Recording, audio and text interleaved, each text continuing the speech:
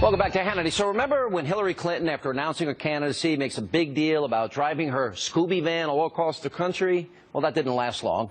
Look at this exclusive photo from the Daily Mail showing the Democratic candidate literally ditching her humble van for a more lavish private jet. Isn't that nice? Looks like a pretty big one, maybe seats 14, 16 people. Here with reaction, pollster Frank Luntz from the Fox Business Network, Dagan McDowell, and the author in our comment of a brand new book, Getting Real, host of The Real Story, Gretchen Carl. By the way, your cover looks so much better than mine. In my head, my picture on it. Well, thank you. It was the first shot that he took. Is it?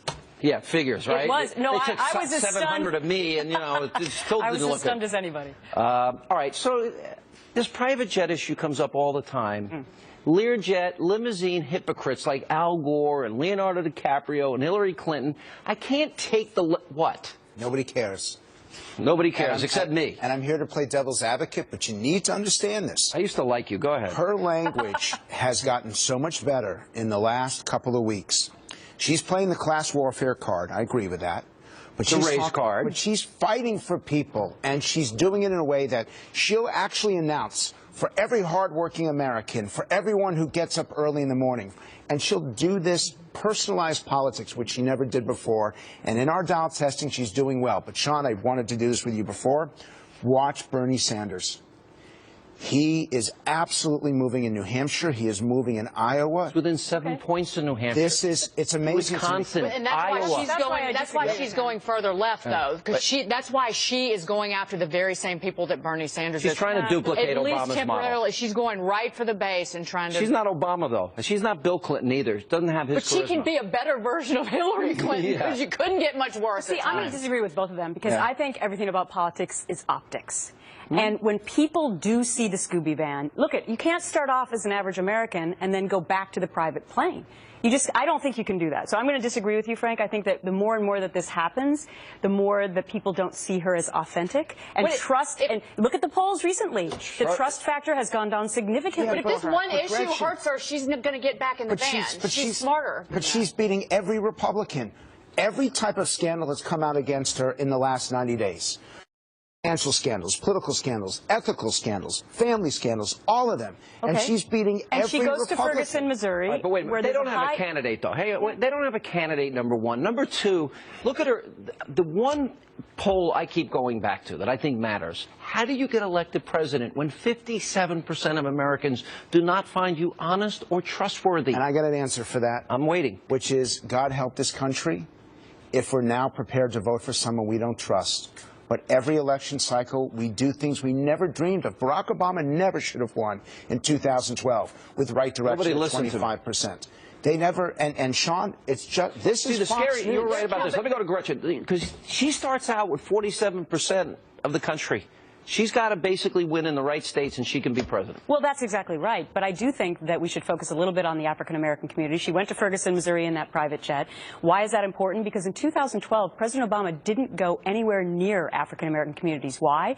Because unemployment was so high there. Good point. Didn't want to address it. I do think that this could end up being a problem for her. Did you hear the comment? One guy, I read it in the newspaper, said, "Girl, you're 10 months too late." Exactly. Where was she? And I thought that was a really fair comment, too. I think it is also counting on women going into the voting booth and voting for her just simply because she's a woman. And I'll point out that she's gone hard against Wall Street. She has gone very far left in terms of bashing Wall Street. And I just wanted to point out, going back 99 to 2016, her top contributors, Citigroup, Goldman Sachs, 1 and 2, J.P. Morgan was 4th, Morgan Stanley was 6th. How did they react? Does she have herself a Confederate flag problem, considering Bill Clinton signed a law honoring the Confederate flag? And, of course, she didn't say anything then.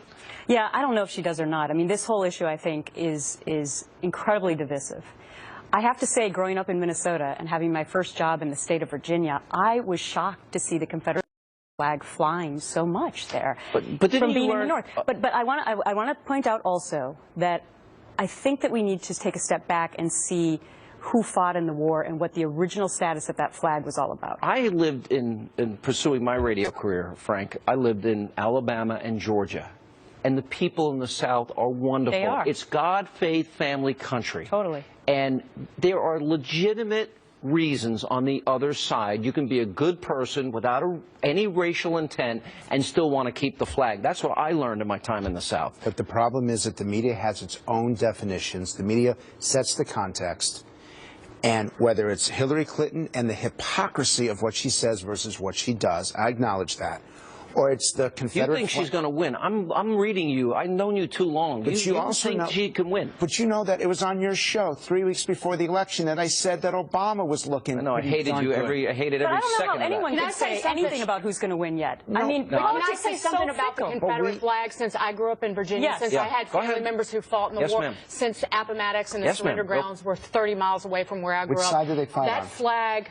We think it could be both, but definitely the Confederate side. I know that for a fact. But I will say this: that flag has been hijacked by a few filled with hate. That's true. And hijacked is the right there's word. nobody in my family that has a problem with it not flying on government land. Not flying. Look, it looks like it's gone, and that's fine. I just also want to deal with the problem of people that are telegraphing their hate, that are putting it on the internet, and we don't catch them. You wanted to say something about Hillary, and you got cut off. Sorry. She is going to bring out voters as Barack Obama did. But what does it say about our country right now? That we are prepared to say that we do not trust her, we do not have faith in her, and yet we're willing to vote for her. But I don't think we already know the answer to the 2016 election. We don't even know. I agree with you. Politics is so fickle. One email away from not being a candidate. Have we not learned from 2012? Have we not learned? Are we going to make the same mistakes in 2008 and 2012? I'm willing to pay the Chinese. I know they have her server. They've hacked everything else in the country. I'll raise money to buy her server that she deleted from them. You know where Bill Clinton's server is at? Hooters.